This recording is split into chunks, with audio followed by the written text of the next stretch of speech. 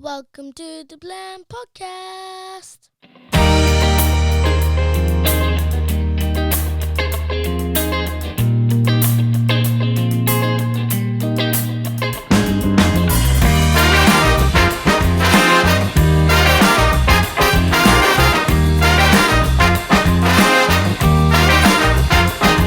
There's something in the water washing over me. It's making me remember just how it used to be. There's something in the way it moves along the sun-kissed shore that makes me fall in love again with all that I adore.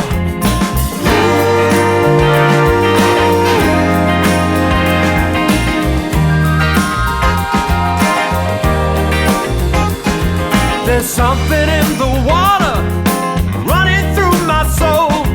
It makes me feel a putting honey in my tea, sugar in my bowl. There's something in the way it sings, the magic in the air. Love and life go hand in hand, they are a perfect pair.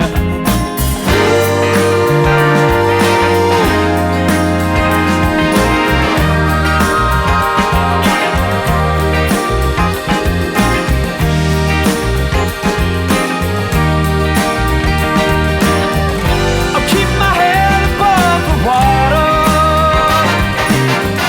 but when it gets the best of me, I hold on to you, my brother.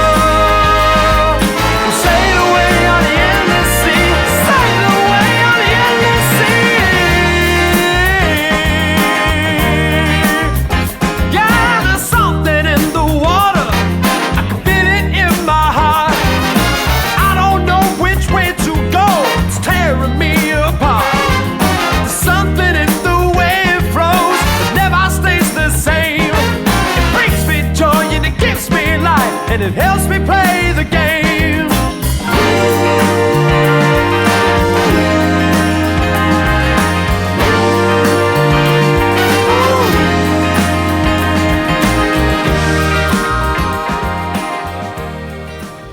Welcome to the podcast, Chris. Thank you for having me, Sandy. It's great to have you, and thank you for taking this time out. And it's, we're going to just kick in. Tell us about the song that we've just heard just now. Yeah, sure. So I wrote an EP last year, the end of 2019, called Something in the Water. And that was the title track, Something in the Water. I wanted to try and focus my creativity on an EP. I'd thought about doing an album, like a bigger project, but there's a lot of constraints when you want to do an album, mainly money, because there's so many more tracks. So I thought, well, if we can try and focus it into 4 or 5 songs. And yeah, I just decided quite early on that I was going to do it myself, mostly myself, in my studio that I've been building up. And from there, it was about a 3-month process, which is quite long. A lot of people, they tend to write the songs, they rehearse them as a band, they go in, they record them over a few days. You're only in the studio 2 or 3 days, maybe 4, and then that's it, you're done. Whereas because I was doing most of it myself, it was a blessing and a curse because I could spend a lot of time. Was this your first EP? Or? So I did an EP back in 2016, but it was only it was just 3 tracks, and it was that was the first time I'd ever done anything like that. It was called So Long. I recorded it down at Clearwater Studios on Shore Road with Dave McFarlane, and it was just me and him in the studio for 3 days, and I just recorded everything myself, just layering everything up basically. So when it came to do this EP, I decided to do most of that again. However, I would utilize the talents of some local musicians to help out, because there are some people there's people that are always better than you at certain things. So I utilized a bass player, a drummer, but still recorded it at home to try and save on the cost. You seem far too young to have all these range of talents and experiences. Oh my goodness, you're the guy I hate. Where did that come from? Where did this music love or this? Yeah, I've thought about that a few times, because my parents weren't musical at all. Really? No, and they weren't really. They were into music, but very much whatever was big at the time, which for them Sort of was pop culture type of thing. Yeah, okay. so which there's nothing wrong Nothing with, wrong, of course. yeah. I definitely get my love of ABBA from my mum, amongst other things. So the musical influence wasn't there. The playing of musical instruments wasn't there either. It was actually probably my sister who started. My sister's 2 years older than me, and she picked up the clarinet when she went into high school. My primary school didn't do music. Wow. You couldn't pick up an instrument basically. But she picked up the clarinet, and then she picked up the bass guitar. So here we had two instruments, one classical, one contemporary, where I did start to get shown other types of music from the stuff that she might be learning and getting into, and especially with playing the bass as well. And apart from that, the thing I've been playing the longest is actually the drums. I picked that up. I got lessons when I was 5. Right. Wow. That was my first introduction into, here's a musical instrument. If you chip away at this thing, you can learn it and you can master it, and you can eventually speak with it. Yeah. That will take a long time, especially, and trying to get that into the mind of a 5-year-old was quite different. But it was I got taught by a guy who was a friend of my mum's. He was a drummer, and they were quite a big wedding band in Perth called Solid Gold. Oh, yeah, okay. And he used to teach me in the plough-in. It's no longer there. It's flats now, up on near Jeanfield Road. Yeah. That strange pub. Yeah. And here's 5-year-old Chris going in there when there's no one around, and like he would set the drum kit up in the middle of the room and just kind of let me go for it. And then I got more formal lessons from Maurice McPherson at what was RWJ Drum Store, from about the age of 7 or 8, and it was properly structured lessons with things to take home and stuff, and that was my first foray into disciplined learning. Before that, it had just been that I'm interested in this sounds interesting, but rather than just bashing things about. And you then went on to college? Did music in college, or what was? Yeah, so I mean, I didn't actually pick up an instrument that you could make a melody with until I got into high school. Even when I went to high school, when I was like 12, 13, I was still playing the drums, and that's when I started joining bands. I was just a drummer. But the first instrument was trombone. I know that was the first one. I suppose you had clarinet in there from your sister. Yeah, so my sister had been going to playing in orchestras, like the local kind of school orchestras, and was getting me interested in that. And then in my first year, my sister said, "You should, whatever you do, pick an orchestral instrument, because it will give you a good start in the school, because you're going to be surrounded by like-minded new people. You're going to meet people that you maybe didn't necessarily think you were ever going to make friends with, which it's a crucial time." And so I wanted to play the trumpet, because I just thought that was the cooler of the instruments. I'd been getting into my last year in primary 7. I'd been getting really into jazz, because of the drums. I'd started to study jazz drummers, and so I got there into big band. So to me, like, the trumpet was just the coolest thing. Any musical heroes in there? So I mean, with the drums, it was definitely Buddy Rich, and an offshoot kind of Gene Krupa. They're the kind of the two godfathers of jazz drumming. They were the biggest influence. And then into trumpet, I didn't really have any heroes when I was that age. It was all so new. It was a new world you were learning. I mean, correct. Could have been anything. Could have been elephants. Exactly. For all I care. Well, that was the thing when I signed up for trumpet, and I got the meeting with the brass teacher, and he said, "We have enough trumpet players." trumpet and saxophone are the two that everybody wants to play. We have too many trumpet players. Here, take this. And I held the trombone like the wrong way up. Yeah. I held it going, I don't know what this thing is, but I'll give it a go. And so from there, that then developed into this tandem of finding a real love for the trombone in a jazz setting, because I'm already listening to jazz, and I'm like, oh, that's a trombone that I'm hearing, whilst also getting the discipline of learning orchestral and brass as well. But I was in the brass band. So all of this is kind of going on simultaneously, where I'm learning music theory, contemporary music theory, I'm learning about jazz, I'm learning about orchestral, classical. And at that time, I started to teach myself the guitar. Right. This is the first instrument that I taught myself, because I think I'm quite lucky that I grew up. You can say I'm lucky, actually. I grew up before computers and social media. Mm-hmm. My formative years, from age 0 to 12. Yeah. The PC, the home computer, was something that not many people had. It's a space we've lost in our lives of boredom, of not being stimulated and having to seek a space. I mean, I learned guitar purely because I was a student here in university and I couldn't afford to go home. So 12 weeks of in summer I was left in a flat in Dundee, not speaking to anyone, and it did my head in. And I remember going into Argos and buying this £30 guitar. Yeah. Going into a library at that time and getting a Beatles book because I knew songs. I didn't know how complex they were, but at least I knew most of the tunes. And that's what I did. Love the guitar. It was a very sort of intimate sort of world, like a Narnia world into some space that and I just sometimes worry that now you don't get that, because people are.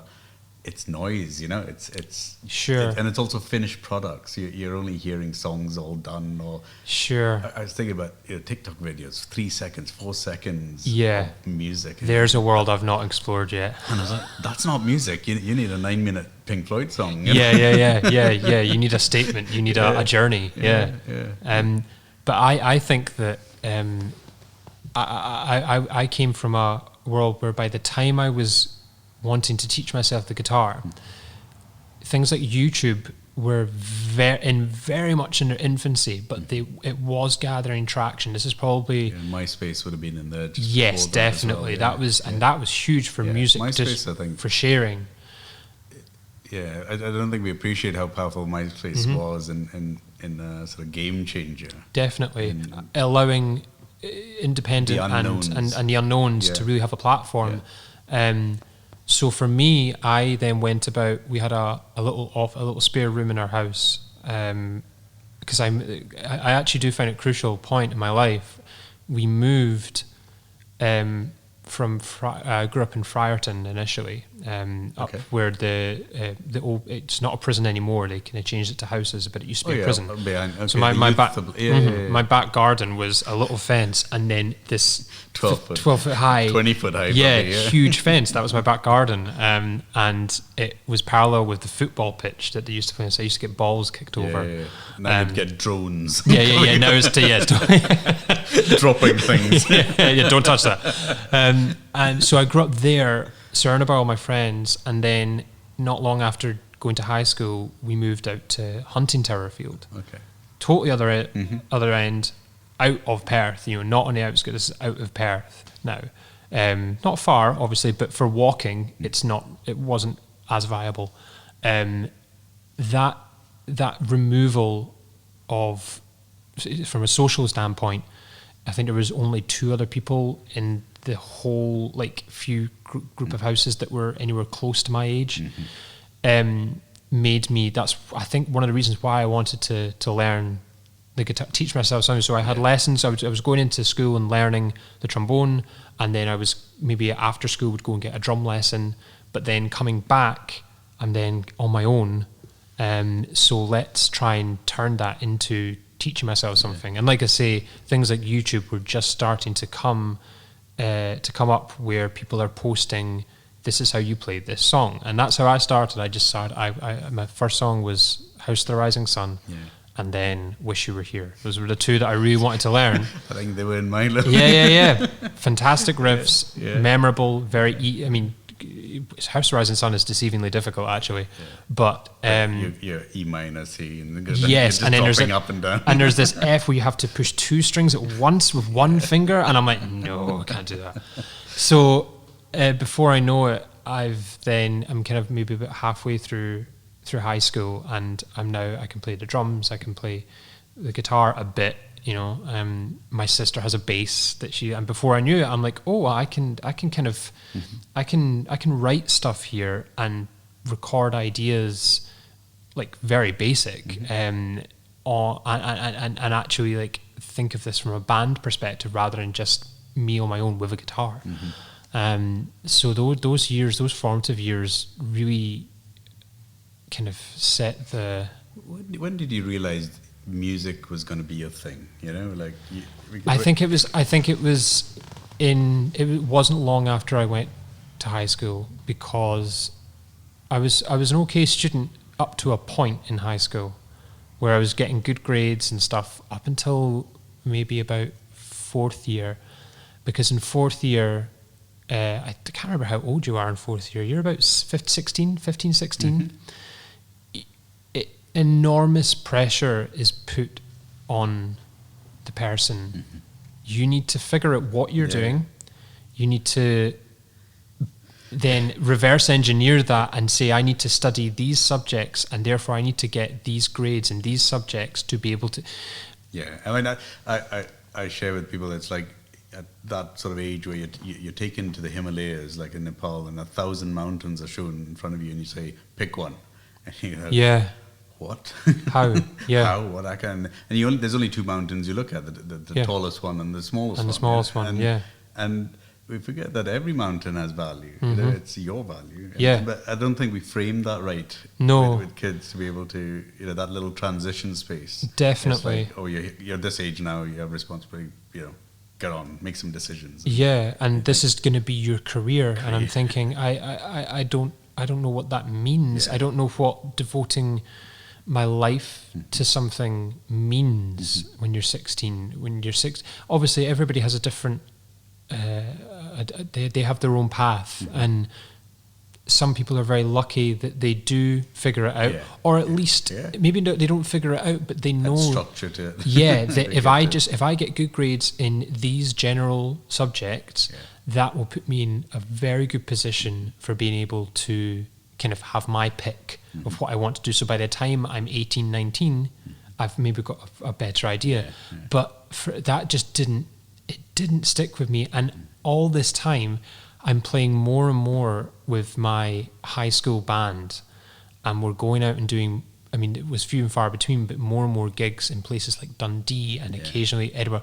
So I'm doing this on the side, and it's having the reverse effect. Explain this gig culture. Like, how do you get a gig? Where do you? I mean, is it pubs? Is it? I have you could have a variety of different ways of doing it, but my way into it was our guitarist, Sam. His dad was a musician, and his dad was in a band, and they played. They were all in they're at the time they're early 40s, and they would play pubs in Dundee. So we, even though we were maybe only kind of 15, 16, the pubs we were playing were, if they come in, we'll let them play a few songs, as long as they don't drink, obviously. And but you're cheap. Yeah, exactly. They weren't paying us, and it was like we could support them, and so it was giving us the experience of playing, because not a lot of gigs for a lot of working musicians, a lot of gigs aren't on a stage with a sound engineer and monitors and a backstage. A lot of them can be pubs, and they can be quite hostile because of things like alcohol, and depending where the pub is, what town, all of these factors that I was getting shown from a young age. There's a couple of things that maybe I want to touch on. One is, we'll come to about COVID. With everything shutting down, we have a real problem because how are musicians or anyone going to be able to perform earn their living, get to know this culture. So Sure. that's one end. The other end is what is this? What makes a musician? I think nowadays because we see sort of YouTube, etc., and you see all these sort of highly polished, finished products. You and I have talked about this before, but you don't get development. You don't get, pulp. Jarvis Cocker talking about where overnight success. It only took us 13 years. Yeah, sure. You don't get that space of people learning and having those experiences, and then musicians happening. Now it's all instant. So what's an ideal scenario, do you think? And because I think on one hand you think, oh no, I wish it was easier, but actually maybe it doesn't need to be easier. Maybe it has to be graft. And I think that the problem is that it's such a small percentage of the people that quote unquote make it that are getting heavy radio play and the millions and millions of views on YouTube. They truly are a tiny portion of the music industry and the artists and the output and the output of those artists. And some of them have got to that stage through luck, just genuine luck. The right person has saw them at the right time of their career. Some have got there through competition, look at One Direction, famously. I mean, I suppose these are industry coming up with formulas to create these mechanisms, these sort of vehicles of success. I mean, that's been going on since, the Monkees. People auditioned. New. Absolutely. No, and the Kinks, famously, from a songwriting standpoint, they had a formula of, this is how we want to write a song. We're not going to do the Beatles thing where we kind of dip and dive and change. We know how we want to write a pop song, and we're going to stick to that because we know it sells. It's a Motown thing as well. But for a musician like me or an artist like me, I hate using. I don't like using the word artist. You're an artist. I know, I'm an artist. But I think the graft means something.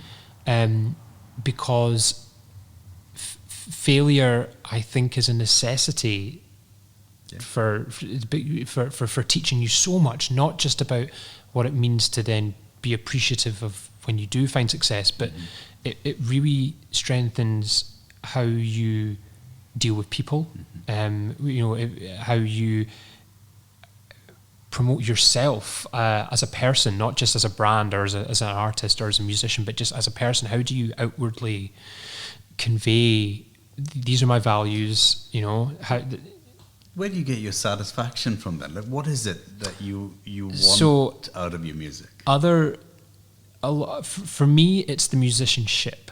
I found that when I was writing my last EP there, Something in the Water, I specifically wrote parts of the song because in my head I knew who was going to be playing with me live, to a point. And I loved the idea of, I want to throw in a challenge here, because if we all practice this, if we all rehearse this quite complicated thing, if we pull it off, it's going to be so gratifying.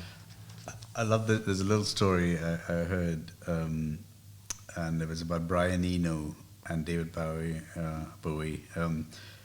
When he was having a dry spell, he used to have these cards. Apparently, they were like random cards, things they had to just do. They picked it up, and they were in Berlin recording, and it could be at random. You've got to run around the block or buy dinner for everyone, or it could be if they're in studio. They'll be like, okay, you've got to now today play drums, and so apparently, so they recorded, and this one was essentially everyone had to play an instrument that wasn't their instrument, right? And they were all sitting in the session studio, and so that's what they did, and started playing their riffs and etc. And the song "Heroes" came out of that session. Wow! And if you actually listen to it, all the music samples are very simple. It's non-players playing an uncomfortable instrument in a safe way. Yeah. But it brings something else to the space. Yeah. Which which sort of squirreled out of it. Yeah. Rather than just formula space. Absolutely. And it's lovely to hear you talk about that you're sort of seeing what people can do, but also then creating awkwardness there. Absolutely, because if I know that the people that I'm on stage with are behind me, not obviously they're going to be behind me, but if they're with me and we're all in this boat together and we've all put in the work, when we do pull these things off, that's where the gratification comes from for me. It's not. I used to think it was about not quite admiration, but the response from the audience. I used to think that was the juice, that was the fuel that would make a musician run. Is I write a song and I play it to these people. They respond positively with that. They tell me how good I am, and I smile and pat myself on the back, and then I go away and write more songs. And that's what a lot of people do, and they do feed off of that, and there's nothing wrong with that. But I preferred the idea that we are here as a band, and we are going to perform these songs for you. And if you respond positively to that, so for instance, if we do pull off one of those little complicated bits that I wrote, if that gets a reaction from the crowd and they applaud the person that pulled the thing off, that to me is the confirmation. It's not, you're great, you're really good, we like, you're Chris Small, at the front, and there's just a band behind me. For me, it's more, it's the collective thing. I played in a band for most of 2019. I played in a band called Bohemian Monk Machine, a funk band from Perth, and I played trombone and sang backing vocals in that. And that band really pushed me creatively, really pushed me to come up with ideas and to almost have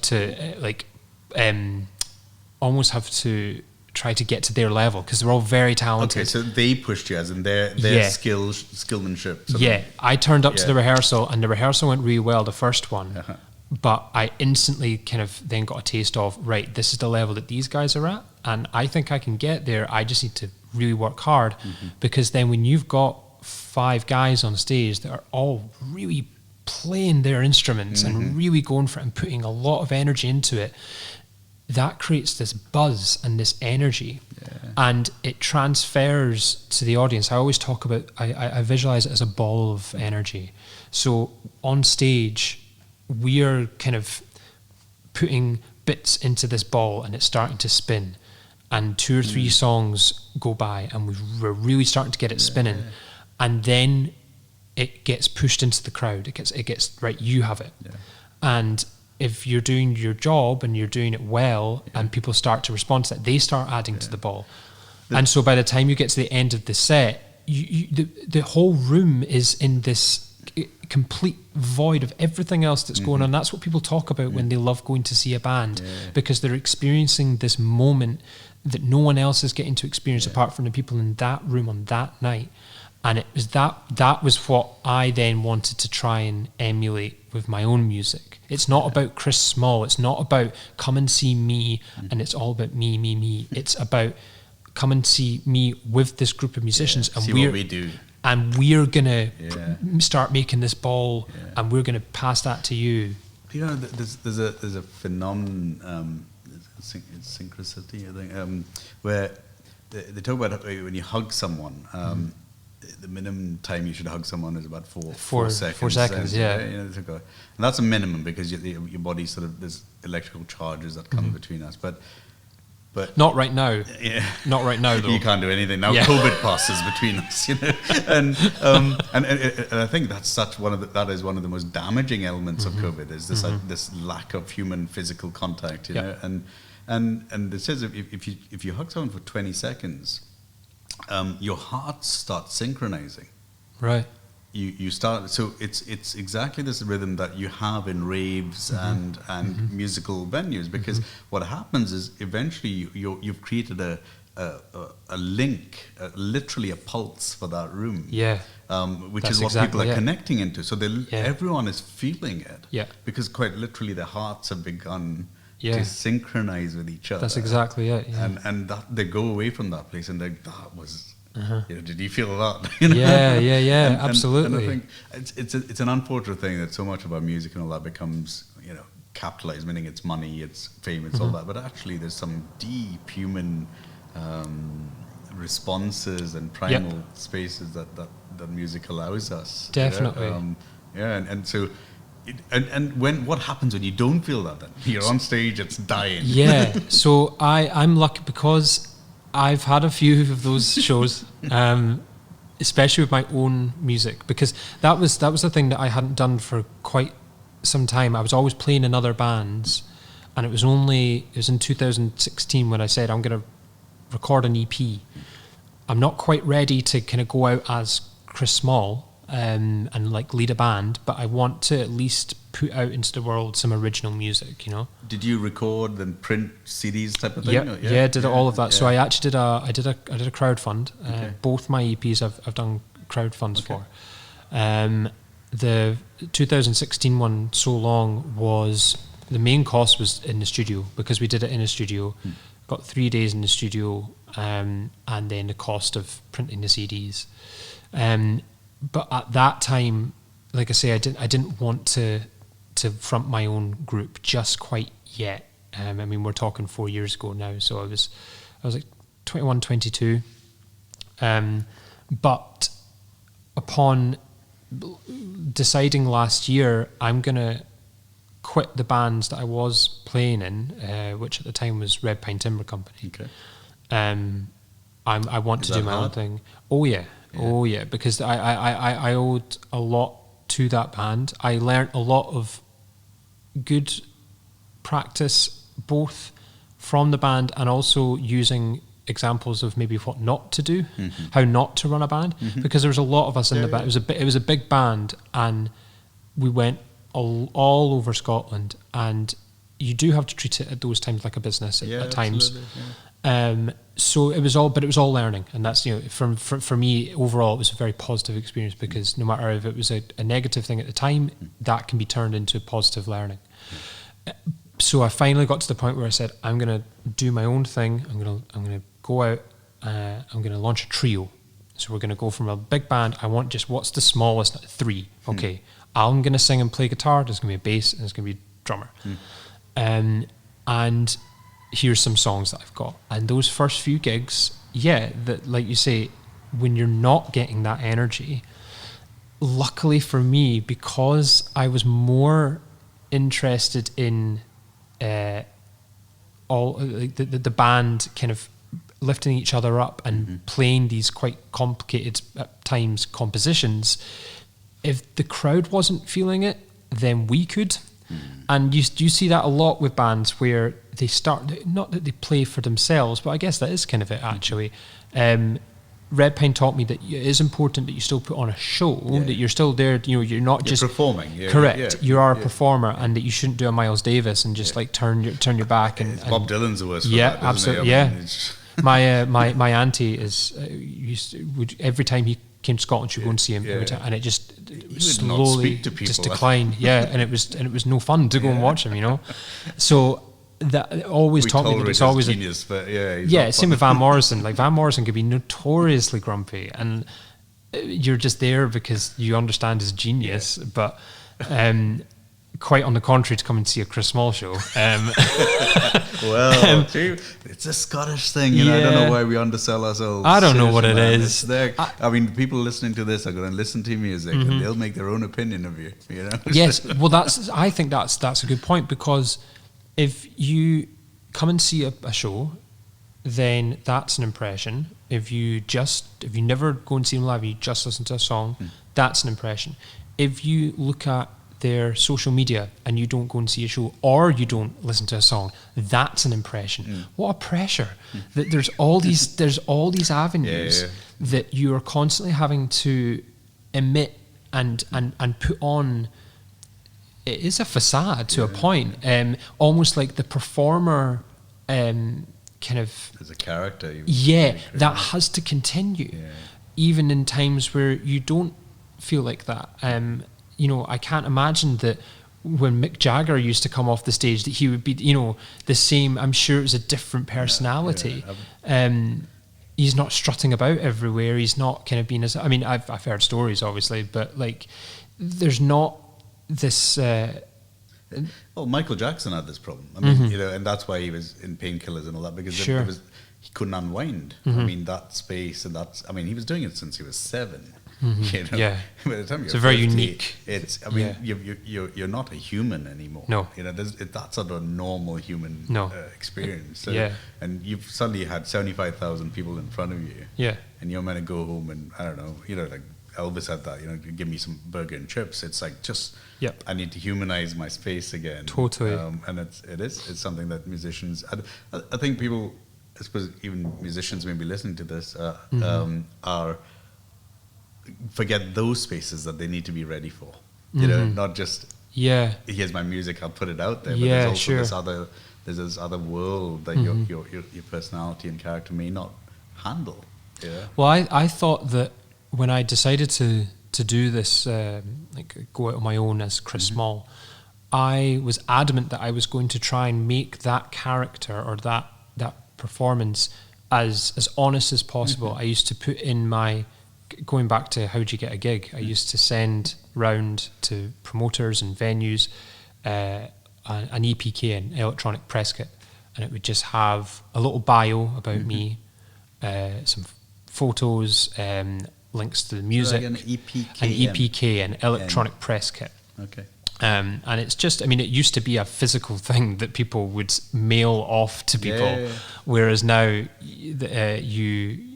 you just have a link now, and you Is just that an email then? So I did it on Dropbox. Okay. So I just had a Dropbox folder, and that had everything in it, everything Chris Small. Okay. So it had the album artwork, it had original copies of the music. So if you didn't stream it, you didn't have to go and stream it. Here was the song itself. Photos, a bio, past experiences, maybe other shows that I've played of note. And in my bio, I always used the phrase, I want to perform music with passion, honesty, and integrity. That to me was so more important than to be rock and roll and to be cool, because if I show to the world myself as being honest and passionate and have integrity, then I can do no wrong. I agree. I mean, like, you know, part of these podcasts are these campfire spaces, and campfire spaces are, you know, where the traveler comes and the musicians are there, and what's there is what makes that event. You know, I think sometimes we think if it's only big and huge and you know, well known or that somehow only that has value. And yet, you know, like when we've opened Blend, it's something we've just never fully done. But you know, we've tried to have open mics, try to create music culture, because music should be part of people's lives, and live music, and you know, and it's hard in this because we've reduced it to streaming and reduced it to sort of, I'll take it how I want it when I want it. And I think maybe as a culture we've lost some of these other spaces of just randomly turning up somewhere and in a pub or wherever and a coffee shop, and suddenly someone's playing. And that memory is far more important than a 10 million, you know, album sale. Absolutely. As good as that is. Of course. I think that I realized quite quickly that persona, even that persona, which when you put honesty, integrity, passion, those 3 words, the connotations do then become optimistic and happy, and you're not always going to feel optimistic and happy when you're performing. You are, because my idea was, well, I consider myself an honest and passionate person, so I don't need to do this whole persona on stage and off. I can just be me. But you got to keep up the and I really, so when I'm seeing musicians on social media, and and I'm thinking, oh God, I need to tell people about this show that I've got coming up, but for whatever reason that day I'm not feeling it. I'm not feeling. I'm terrible at filming myself talking. If I need to like announce something, and I watch other people do it, and that's the other problem on social media. When you're watching 1,000 other people do it really well, and then you're sitting there going, "This is the 18th time I've tried to record this thing," and that's a pressure, and that, it's an artist angst. I mean, here I'm doing this podcast badly, and I'm listening to all these other podcast guys, and you do compare yourself to these faces, and I think that's part of maybe it's part of like why I wanted you on the show. It's because we're saying our world is filled with talented, very amazing people that have gifts that we can engage with. And we don't have to just dilute it into these formulas. Here's a big artist, and suddenly I'm listening to whatever. And as good as it's good music. It's not bad, but it's just we suddenly ignore what's on our doorstep. And I wish that we could do more with that. So if you had £1 million right now, where would you put it?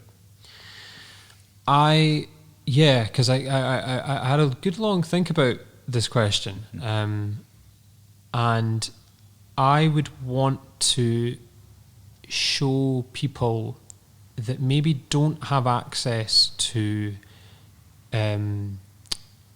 music tuition, that there is a world of instruments and music and cultures out there that are not accessible at first. They're not accessible at first because so much of music now is very electronic based.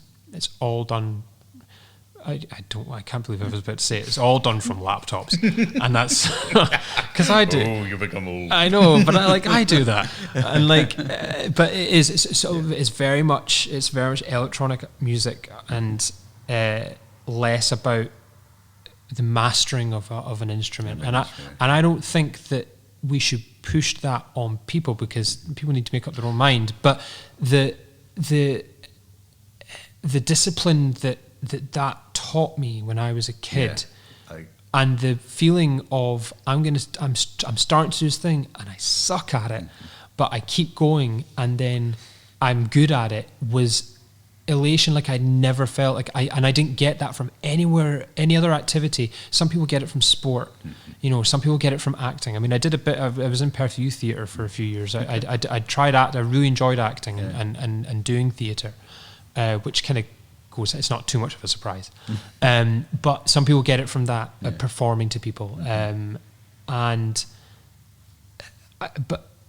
there's so many people that they grow up and they have this view of the world musically of here's your artists and this is what's presented to you every week in the top 40. This is what you need to try and mimic. This is what you need to mimic. This is the style, and that's been going on since early days, and it will continue to go on. But I think a problem, there's a correlation between the demographics in society, where if you can't afford to give your kid weekly lessons on a certain instrument, it's not that they're never going to pick up an instrument, but there's this crucial stage when they're younger that if I had £1 million and I was able to try and put something back, some kind of thing where if you are between this and this in terms of earning an income, and you are struggling, but your child you want to give your child the experience of learning the violin or learning the piano. And I don't hold it against my mum. She chose the drums. I wanted to bash things. I get it. I do wish I'd learned the piano when I was really young. And we knew a piano teacher. Yeah. We knew a piano teacher. But anyway. It's true. We should just we had pianos here. It was really hard to keep it tuned because of the heat in this Yeah. room. But I actually wish we should actually just bring pianos back into everywhere. Just leave them in railway stations and leave them in streets and Totally. just so that people can just do. I love that people are doing that. Yeah. And because suddenly all these little even it was lovely because even when we had the piano here, it was great. All these people are just self-taught. They weren't ready for a big performance, but didn't mind sort of five people hearing them. Yeah, because as well, when you've got your back, Yeah. and if you've got your back to it and you can't see anybody else, it's as soon as you feel eyes on you, that's then, some people then have that freeze moment. But if you're playing and you're in that moment, it's just you. And that's why I think, as much as I think music should be encouraged in all of us. Of course, because people say I'm not musical, but there is a music in us, you know. And I agree. And as parents and families and culture, we need to not think that it only has to be highly successful to be a musician. You're a musician or you're an artist because you want to say something or convey something. And I wish that would be maybe more encouraged. Let's play up pianos. That's what we'll do. Because there must be thousands of pianos that people just can't lift out of their living rooms right now. There's so many, and it's like buyer to uplift, and maybe we just 20 quid. We just take need an it out. uplifting company. Yeah, just buy a van, specifically do that, and go and just collect all these pianos and put them in leaving place them in random places. Absolutely. I think having the option there. I mean, when I went to high school, it was good that there was just a room where there would be a line of acoustic guitars and there'd be bass guitars and there'd be drum kits and people, when a lot of people, this is maybe when they're 11 years old, kind of this is their first experience of ever lifting up an instrument. And there's plenty, don't get me wrong, like I didn't do that. I didn't grow up with guitar. I didn't start playing guitar until later, and I play it now professionally. But to give somebody the option, we could fund you and let you take lessons in something for say a year. It's gonna be more important now with COVID. So much of the live entertainment culture is gonna die in this next couple of years. Well, I need to get a new job, so I need to retrain. But you need to get your voice out in a different way, I suppose. It's not. So we've got to find. It's not. Because to me, it's so primal. It's something we don't give up on. It's not something we say, we can't. Pubs are shut, no more music. You're like, no, we need to have that. Music space. Well, interestingly, when lockdown first happened, everybody started live streaming, and I got a rush of exactly what you just said there, which was yes, the venues are shut, but we can't just do nothing. So I decided, we're going to do it. I enjoyed your live stream. I wish you. I'd do it again, please. Thank you. Yeah, I did. I only did a couple. I did because, and I enjoyed like setting up a little like set in my living room and deciding what songs we were going to sing. And as I say, we both, Kirsty, my fiance, had her phone set up next to mine so we could stream on different things, and that was really fun. And she would be checking all the comments and going back to that thing we were talking about of the transferring of energy. Here I'm playing as if I'm playing into a room of people. I know I was sitting down, but I'm still playing and I'm getting nothing back. I'm getting Kirsty telling me, people are enjoying it. But that emptiness that I was feeling really got me down. I was speaking to a pastor recently, and that's the churches. Yes, absolutely. Trying to give a sermon when you can, of course. Like, what can I? There's no. But I suppose we've just got to almost learn a new language. I mean, we're saying live streaming. We've got to understand how we comment and create little interactions. I'm struggling with this, and they'll say no. That we're putting the podcast out there, and I know people are listening to it, but I'm like. Give me a response, Something. So if anyone's listening to this, respond. Just put it, even affirmation or tell us it's crap, It doesn't. There's something. There has to be. We're all in this new world. Yeah. We've got to find ways of, it's like we're in prison, but in prison you can communicate in 1,000 ways. Yeah, sure. You can still send those notes and do what you need to. So I think Write stuff on the wall. Write stuff on the wall. We've got to just create a new language that allows us to create and create. You know, like I say, live stream, still put out this music, because the music may not be for you, but it may be for somebody else. Yeah, You know, absolutely. someone that's what, like when I was listening to you, it was because I hadn't seen anyone for that long. Yeah, and sure. And suddenly Facebook's telling me, "Oh, Chris is having a live, you know, show." I was like, "Oh, okay, Yeah. I'll listen to this." You know, so I think we've got to understand our privilege in that space as well. Of as course, musicians, yeah. or a place to be there for those other people. Yeah, absolutely. And It's a put very it good out, point. you know. I think I got wrapped up in quite. I guess looking back, it was maybe actually quite selfish, where I got wrapped up in, because I'm not getting anything from this, therefore I don't want to do it. Not considering for a moment that, like you say, there may be people. I just say musicians and artists and painters and whoever. This is when the world needs us. You know, Yeah. this is a time when and I say us as if I'm not a musician. I make noise, but I mean just this communication, these spaces of creativity, Yeah. delight. Even I was sharing. I've been watching bizarre things like people sculpting. You know, and just watching them form something. Yeah. Was really. I think it's going to be really vital for our mental health. Yeah. To be able to give these sort of gifts back to the community, and maybe it's a much bigger audience then. You know, Yeah. Than maybe that. I don't know. No, you're right. My problem is, how do I know that without that feedback? So so what we've got to learn is that Yeah. once you put it out there, that then the person who's been fed well, has drunk well, has to find a way of communicating an affirmation. Yes. You know, and I think that's a responsibility space that all listeners now will have. Yeah. Because we've created a sort of everything, you know, always everywhere sort of space in our phones. You know, Yeah. we can pretty much collect everything and bring it to us. Yeah, you know? definitely. I mean, Greg's delivering sausage rolls. I Yeah, mean, come yeah, on, yeah, you know, yeah. we reach a particular point in civilization, haven't we?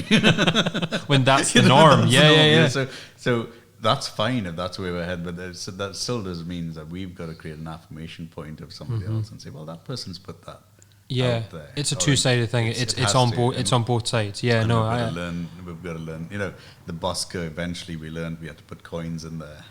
yeah. You know, but the first few buskers maybe never had that. Never. Yeah. You didn't realize You know? that's what you had to do. Yeah, They yeah. do, and eventually there's maybe this sort of change in culture that we have to learn. Yeah. That was actually where I first really learnt how to perform with my voice. Was I used to busk when I was younger, a lot younger. This is before the days that every busker had an amplifier and a microphone. Yeah. I don't get the only people that had those were if you were busking in Glasgow or Edinburgh, where you physically had to have it noise, yeah. because you wouldn't be heard. Yeah. Perth High Street was small enough that you didn't, in my opinion, need to do that, and I still don't think so. But that's a whole other conversation. I'm then showing my age. But for me, it was, I want the people down there to be able to hear me. Now I can't shout because that won't sound good. I can't sing like loud song. Every song can't be a loud song because then my voice will just go.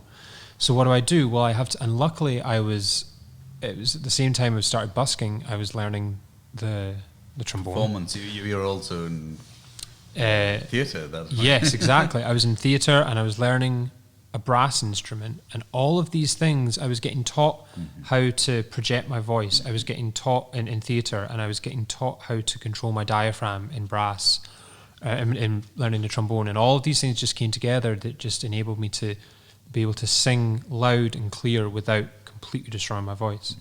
And as soon as we started doing that, a confidence kind of came upon me. And that wasn't there before. And you do lose a little bit of that if you just have an amp and a microphone, because you don't want to sing loud, because that's the job of the microphone, is to do that for you.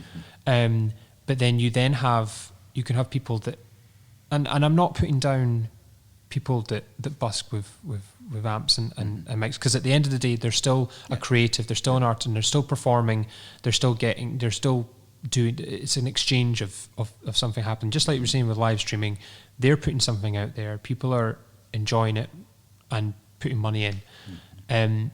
But maybe that's just me kind of looking back on an era, a different time, thinking in some weird way that it's better, but it's not better, it's just different. It's different, and maybe I suppose what we're doing is lamenting the loss of a certain practice. Yeah.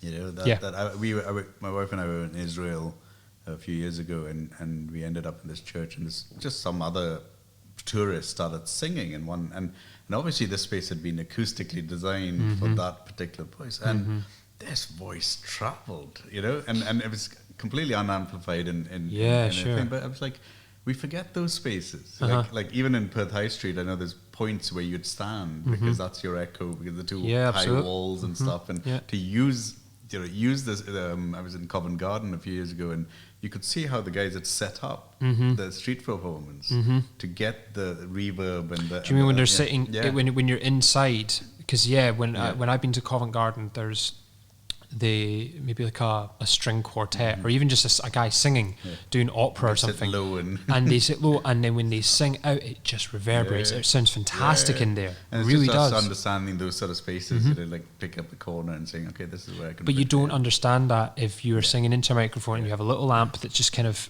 throws it out pitifully. Oh, you think it's only your song voice that's important, actually, whereas sometimes it's actually the setting's important, you know. Yeah, I think to sing a lot of these songs with justice, you do, there is gravitas.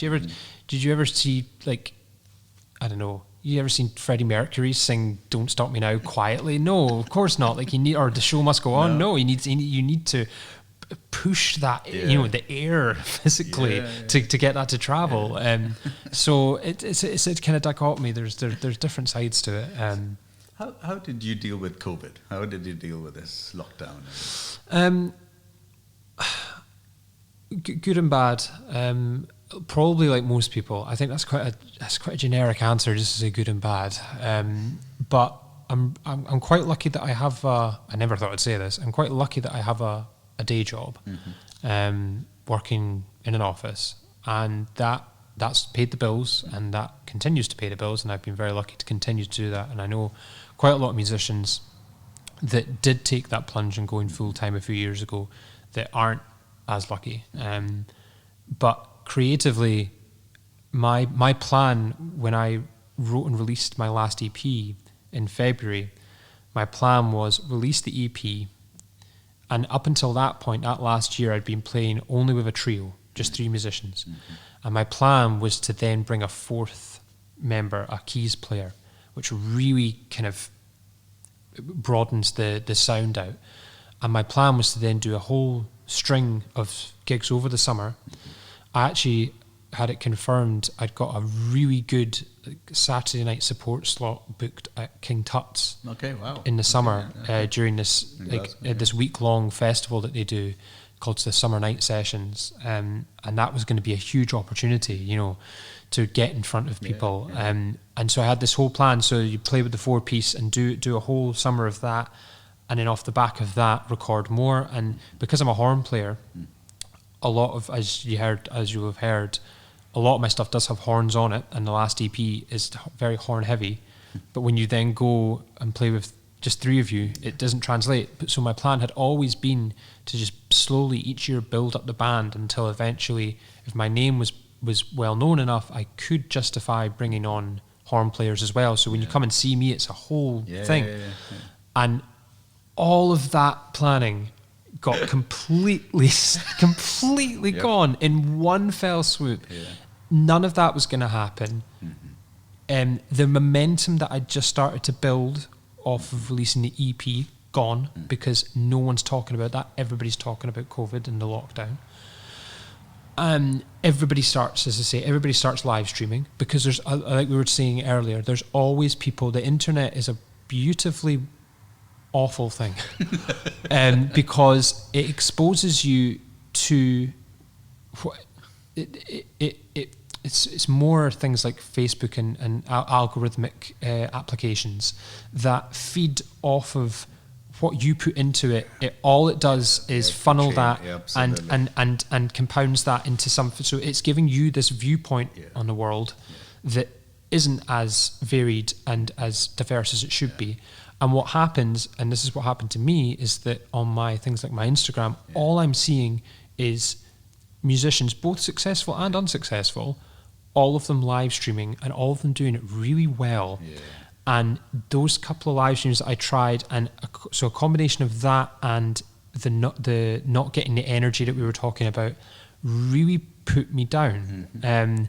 As well as you'll be aware, I was supposed to be getting married in September. In August, I can't believe I just said September. You were going to be the first blend wedding as a venue, as a reception. I just want to really quickly say, I said September there. I'm really sorry. It was actually meant to be August. I'm just going to scratch that now. It should have been August. But we were going to get married at the Hermitage in Dunkeld and have the reception here in Blend, because I've spent good part of my life with Blend being in it. It's been lovely watching your courtship, actually. We had our first date here. I used to live my first flat in town. I lived above the butcher's next door, so I was always coming in here. I was one of those annoying people playing the piano all the time, and so it was going to be it was perfect. It was just perfect because it was a really small wedding, and that was so. I'm trying to juggle creatively and artistically. Things aren't looking up. I'm now finding out I'm not going to be getting married, and it's just kind of blow after blow after blow.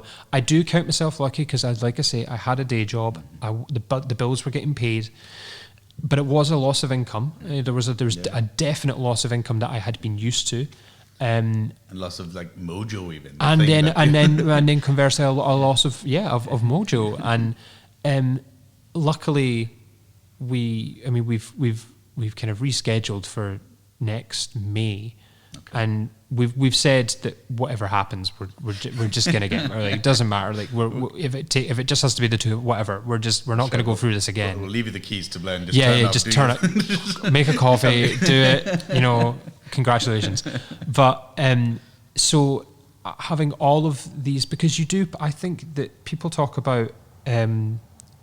Where do you see yourself in 5 years' time? Where do you see yourself in 10 years' time? And these plans, pointless, isn't it? Everything you planned 5 years ago would have failed because COVID happened. Correct. I think that people far more realistically plan things no more than 6 to 12 months in advance. Most things, most kind of short-term goals, people have an idea, a figment of what they would like in anything over 12 months, but there is no way to tell. And I think COVID is a perfect example of nature showing us that it doesn't matter what you plan, it can always change. It does always change. It does always change, and it's how you react to that. So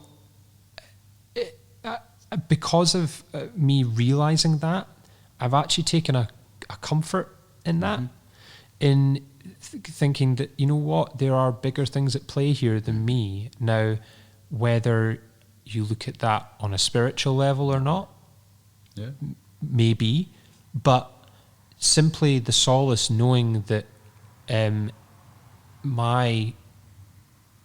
somebody said something recently, and I'm gonna try and not mess it up. They said, "You're the conclusion of your own decisions and circumstances," and because. But that's only true up to a point, because you are, and that is true. You can still change. That's such a good little kind of little sentence that you would see somebody put as a quote on a wall somewhere. Tattoo, isn't it? Yeah, totally. Yeah, it's something that is so powerful in such a small sentence, can also be so wrong. And that you're not the conclusion of your own decisions and circumstances, because those circumstances can change in a dime. And just thinking about that and actually starting to kind of come to terms with that really gave me, actually I felt comforted by that, by knowing that, and I think a lot of people go through that in life at different points in their life. Some people don't get it till they're in the retirement age, but to know that I am just part of a much bigger thing, and my decisions and my circumstances actually don't. It's quite nihilistic, actually, like, to say that nothing matters. But of course, it does matter. But yeah. Do you see what I mean? Yeah. There's we understand our own fallibility in it all. And yeah, and I think I mean it's come across by what you were talking about that actually one of the themes we've been doing is about altruism. You know, making it not about yourself. Yes, you know? so important. And I think COVID has taught us a good lesson in that. That we are fallible and fragile beings. Yeah. You know, and that's okay. Yeah. Yes. And that's why we need each other, and that's why we need to invest more into those spaces rather than try to go back to a normality that was never good for us in the first place. No, I completely agree. And leading on from you, for what we mentioned about social media, I really don't like the idea that things could continue like that, where everything is so on demand and so instant, and that people feel what's the word? They feel entitled. They feel entitled to the stuff, and when they see actually behind the curtain everything that goes into those things, and a lot of that area is kind of under fire right now because of COVID. I do hope it's going to give people, like you were saying about the live streaming, giving people like learning a new language of how to interact with that. I really hope that people will gain more of an appreciation of just how much goes into everything from the TV show that you watch to just like an independent artist that you see live streaming online, or see the local business that wants to do a podcast. You know, all of those things that go into that. I really do hope that there's going to be a better understanding. I mean, for me, things are looking. I've gotten into a rhythm with COVID now, which some people got very quickly, and again, I was envious of that. I've got a little back garden, so I got into gardening. Both Kirsty, my fiance, and I, we both started wanting to lose weight, which in that kind of peak of lockdown for me, when things were still uncertain, where we might get gigs soon, we might get out, whereas now we know it's not going to happen for a while, and it's which is fine. Knowing that is better, absolutely. Because now I'm like, okay, I know that, because there's that little bit of certainty. It's not the certainty I thought I wanted, but actually I'm converting that into, like you say, getting out and gardening and losing weight and taking better care. Channeling yourself into different spaces. Exactly, and taking better care of myself mentally and physically. That rhythm I'm finding a lot better, and it's actually helping my creativity as well. Yeah. Because I'm finding a rhythm. Are you writing again? I'm writing. I'm not writing songs. Okay. I'm actually, my plan is to pivot more towards composing. Nice. And I'm not saying I certainly won't gig again, because I do love gigging, and that energy thing that we were talking about is the reason I do it. Mm-hmm.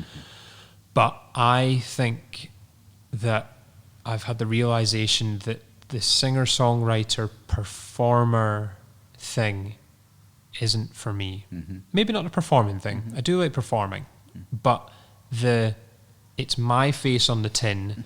I don't know what tin this is. I don't know what I'm selling here. Write the theme tune. Sing the theme tune. Write the theme tune. I don't know what it is, but this whole it's my face. It's about me, and I'm posting to tell you about the thing I'm doing, and I'm keeping up to date on that, and I'm writing this song about this, and this is. Feels unhealthy. Or? Yeah, and some people are really good at that. I don't think that's for me, but I still have a passion for writing music, and I still have a passion for performing. So I think whatever next year looks like, I'm really looking forward to playing with other musicians, and for me to actually kind of go back to where I was before, which is just being a part of a band. Yeah. I think I've learned by doing it, by going out there and people coming to see it's my name on the poster. Yeah. I've realised by doing it that that's not for me, and that I'm okay with that. Yeah. and that I would love to be a part of a group or a band and contribute musically and creatively, but know that when the gig is finished, I can just go home. I just turn up to the rehearsal and I do a good job and we learn the songs and we all create something together, but that pressure isn't on me. And I think I work a lot better like that, and it gives me more time to then to write, and that's why I've always thought about being a composer, and recently I've found a real love for it. The idea of composing for something like a short film, or composing for TV or something like that. I've got a jingle for a podcast. A jingle for a podcast, absolutely. I've done some YouTube. I've done some YouTubers. Okay. I've done a Twitch streamer. Right. This Twitch streamer came to me and said, "I'm really into Russian ska. Can you do?" I'm looking at the email, going, reading the email, going, "What?" But like, few and far between. That's what the client wants. Yemeni house music. Yeah, I know. Like, oh, geez, what am I gonna? But it's all learning. Cool. So yeah, I'm getting a real buzz right now, and this is a good thing. Composing, you. It's not about. You don't need venues. You don't need. It's something that can be done. People can then interpret it. Yes, you know? So yes, it's something that is. It's not reliant upon having loads of people in a space and all these kind of other restrictions that we're under right now. I can write something, an instrumental thing. It doesn't need to be orchestral, but I'm loving, because I used to play in orchestras, I guess, I'm loving writing for orchestra right now. The idea that you say that I can write something and I can put it out, and it's not about the words I'm singing. Because that was another thing that I didn't like about songwriting, was that I kept feeling, and every song I was listening to was just about a guy that was upset with a girl or loved a girl, or it was a girl that was upset with a guy or loved. That was all every song I felt was about. It was very few and far between that. I had to listen to very specific artists if I wanted to find something that wasn't that. And I found myself falling into a trap of halfway through writing a song going, this is just another song about this. So if I can write an instrumental piece of music that in my head I'm saying it's about this, this and this, and I can maybe hint at that with the title of the piece, but as soon as somebody listens to that, just in the same way that they listen to people telling stories and maybe like this podcast, they take completely their own unique experience from that, and that just fills me with so much excitement that I can do that. You know, that I can be the instigator of that person's experience, and that it's not reliant on my face in the spotlight and do you know what I mean? No. It really that excites me more than anything, and so that is confirmation for me. If I'm getting this excited by this, it's where I should be channeling my energy. Brave, and that's good. And it's daunting. It's daunting, and but yeah, that's what I think I'm going to be pursuing more now is the composing. Chris, I could carry on talking, but Me too. I'm passionate about music, but I know people have got to reach work and they're in their cars right now, or they finished their 7 mile run. They've hit 11 miles right now. I'll put. You've got a website or links? Yeah, so I do have a website, chris-small.co.uk. I'll put it in the show notes. Yeah, I'm actually right now this week I'm like rejigging it to be more about the composing thing. But if you go to my website, you can listen to my music there. I'm on social media, Chris Small Music. Instagram is probably my main one that I'm on. So I've been releasing some videos called the Patio Sessions that I did about a couple months ago. I was again, I think we just got the call to say there's definitely no more gigs happening for a while. So I said I want to do something. So I cleaned up my patio. Sorry, Kirsty and I cleaned up the patio.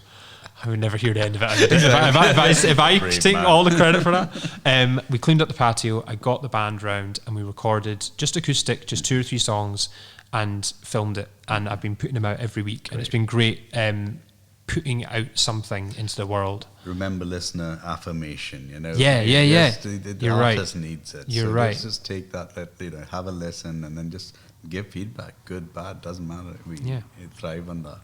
So that's kind of what I'm putting out at the moment. Perfect. Well, thank you, Chris. Really, really appreciate it. Thank you, Sandeep. It's lovely speaking to you. We do that sometimes when it's really busy in here. There's been times it's like on it's like 5 o'clock on a Friday. It's really busy, and we're just chin wagging up at the bar. So it's what needed. We'll close out with another one of your songs, and yeah, sure. Do you want to? Do you know what it is? Or yeah, I think we'll play Roses, which is it's one of my oldest songs. I wrote it for Kirsty. Okay. It specifically focuses on dealing when you're in a relationship and somebody's dealing with their mental health, things like anxiety and stuff, and that's not something that you're used to having to deal with. How does that work when you're in a new relationship? This was written very early on, where it was very new to me, and that journey together. So when you don't figure out a way of how you can help, because there's times where you can't, I thought if I write a song for her and she can listen to this song, and it's me, it's my voice, it's my words, and I recorded that on my first EP, and I re-recorded a new version of it for this EP. So that's the version. A lullaby to Kirsty. Basically, yeah. Beautiful. Yeah. Beautiful. I know. I get a lot of points. I get a lot of points when I mention that. Hey, Yeah. Cool idea. No. Well, Chris, thank you for that. Thank you very much, Sandeep. It's been an absolute to you pleasure. soon. Thank you.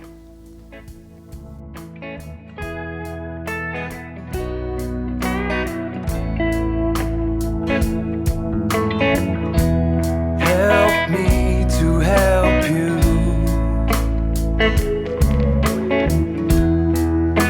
Show me what to do. I'll help you any way I can. Hold you close, I'll make a plan. Never stop believing in yourself. Don't ever stop believing in yourself. 'Cause the sun is always shining when you smile. Let's stop and smell the roses for a while.